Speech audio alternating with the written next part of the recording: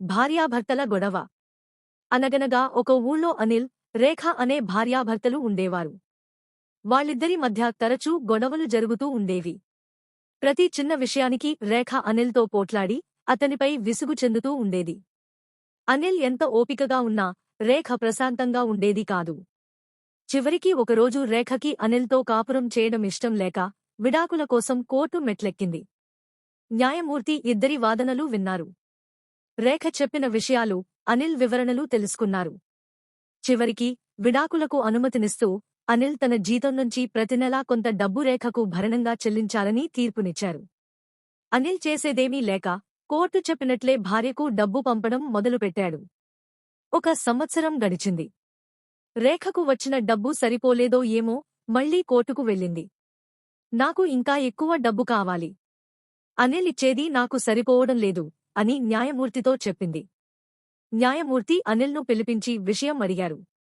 అనిల్ తను ఇప్పటికే చాలా ఇబ్బంది పడుతున్నానని చెప్పినా రేఖ పట్టుబట్టడంతో న్యాయమూర్తి రేఖ కోరినంత మొత్తం చెల్లించమని అనిల్కు ఆదేశించారు. అనిల్ నిట్టూర్చి ఆ డబ్బు కూడా చెల్లించడం మొదలుపెట్టాడు.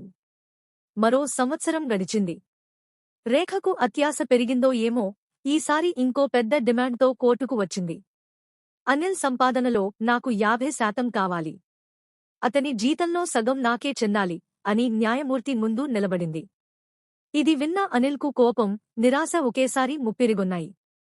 నేను ఎందుకు ఉద్యోగం చేయాలి? నా కష్టార్జితం నాకు కాకపోతే ఇంకెవరికో ఎందుకు ఇవ్వాలి అని తీవ్రంగా ఆలోచించాడు. అతని మనసులో ఒక ఆలోచన మెరిసింది. అనిల్ వెంటనే తన ఉద్యోగాన్ని మానేశాడు. రోడ్ల పక్కన పడి ఉన్న చెత్తను, పాత వస్తువులను ఏరుకోవడం మొదలుపెట్టాడు. రోజూ అతను సేకరించిన చెత్తలో సగం రేఖ ఇంటికి పంపడం మొదలుపెట్టాడు. రేఖకు మొదట అర్థం కాలేదు. కానీ రోజువారీ చెత్త ఆమె ఇంటిని నింపేయడం మొదలుపెట్టాక ఆమెకు చిర్రెత్తుకొచ్చింది. మళ్లీ కోర్టుకు వెళ్లి న్యాయమూర్తితో నా ఇంటిని చెత్తతో నింపకుండా అనిల్ను ఆపమని ఆదేశించండి అని వేడుకుంది. న్యాయమూర్తి అనిల్ను పిలిపించి విషయం అడిగారు. అనిల్ ప్రశాంతంగా, గౌరవనీయులైన న్యాయమూర్తిగారు, నేను నా ఉద్యోగాన్ని కోల్పోయాను.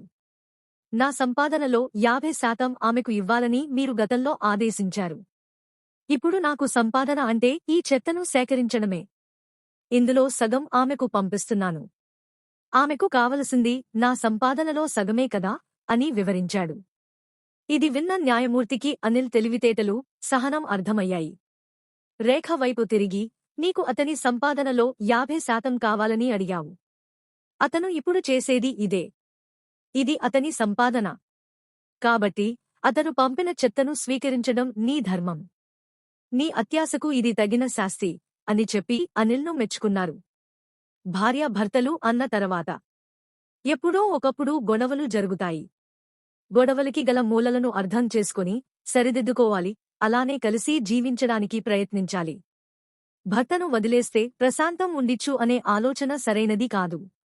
అలాగే ఇతరుల మాటలు విని భరణం కోసం ఇలా చేస్తే ఏదో ఒకరోజు మూల్యం చెల్లించక తప్పదు.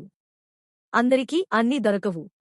మనకు లేనిది కోరుకోవడం కంటే ఉన్నదాన్ని సరైన విధంగా సద్వినియోగించుకోవడం ముఖ్యం.